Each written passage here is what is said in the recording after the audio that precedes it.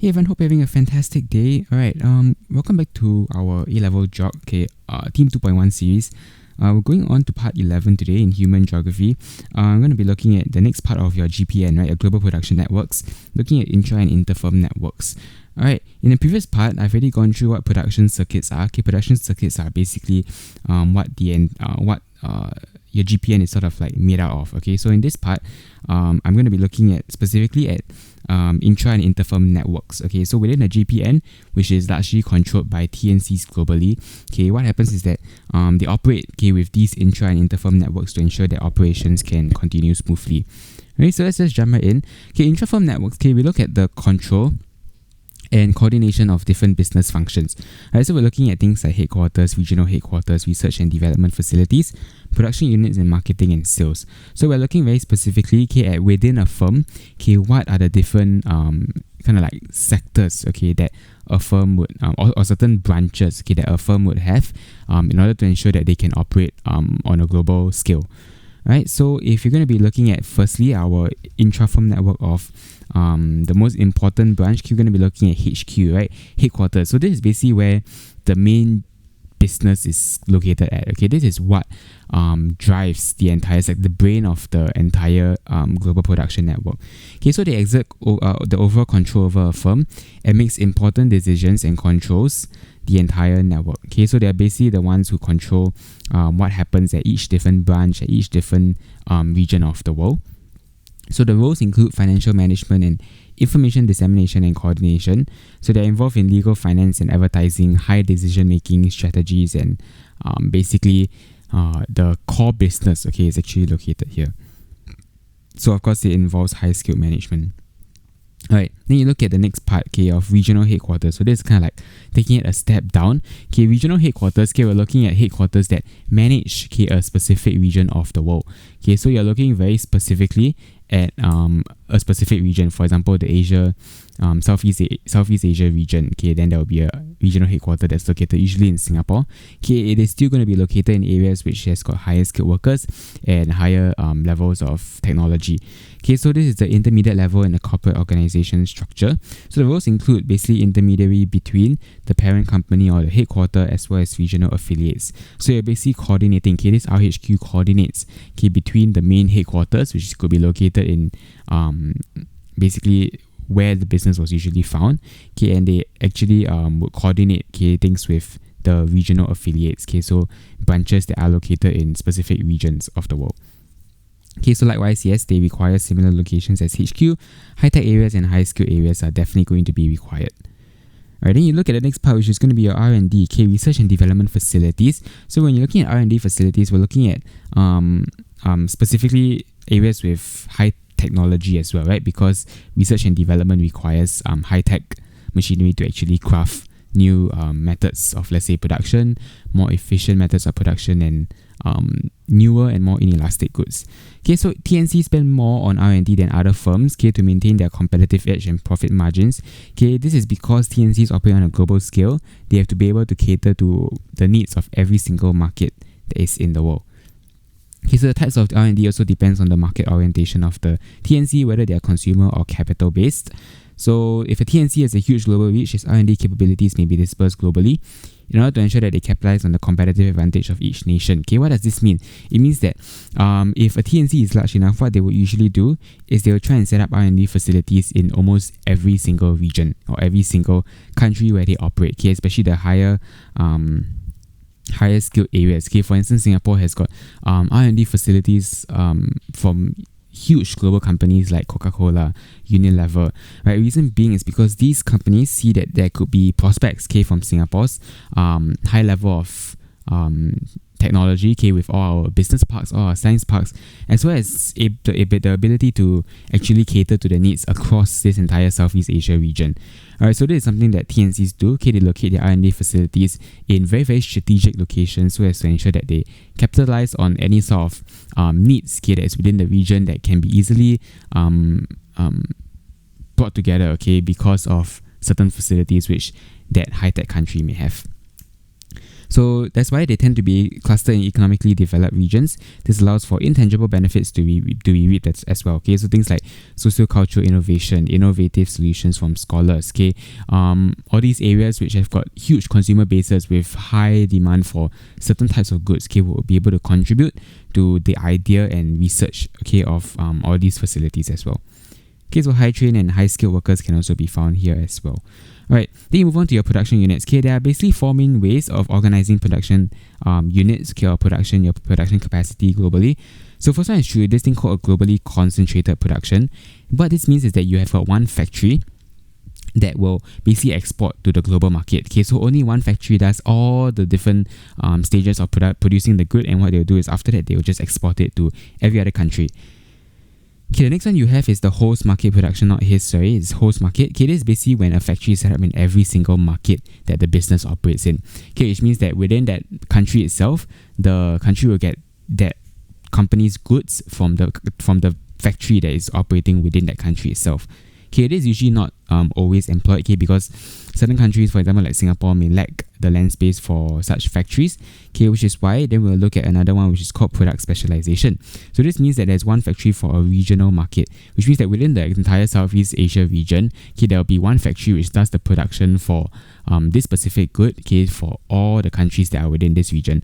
Okay, so this is something that some TNCs may also adopt. And lastly will be our transnational vertical integration. So this is producer driven, which means that one factory produces one specific part.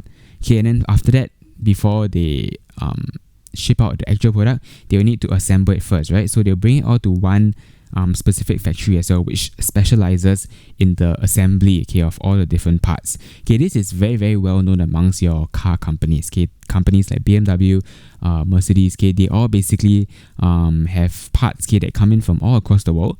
Okay, that's actually pre-manufactured, and then they come to a specific factory for the final manufacturing so that it can be shipped out to the global market. Right, so this one is also very popular, okay, amongst your car companies, your vehicles and all.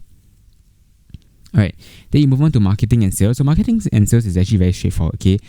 Basically of all the units within a TNC, this is the one that is most likely to be the most geographically dispersed. Okay, reason being is they need to be able to tap onto every single need and demand, okay, of different countries, okay, because different markets, different countries will have people who have different perspectives, different tastes and preferences.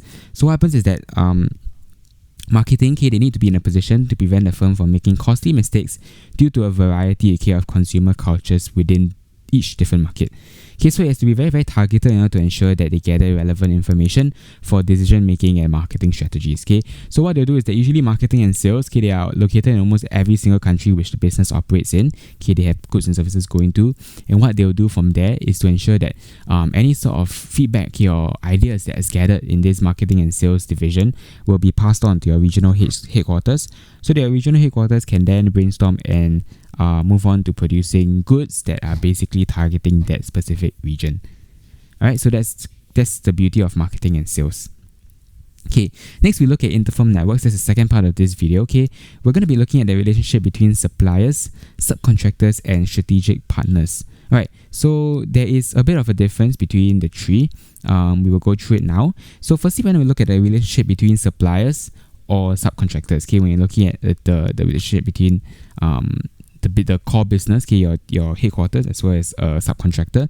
So subcontracting basically means that one firm basically outsources some of its operations to another firm. Okay, so the subcontractor is basically considered like a supplier of the principal firm.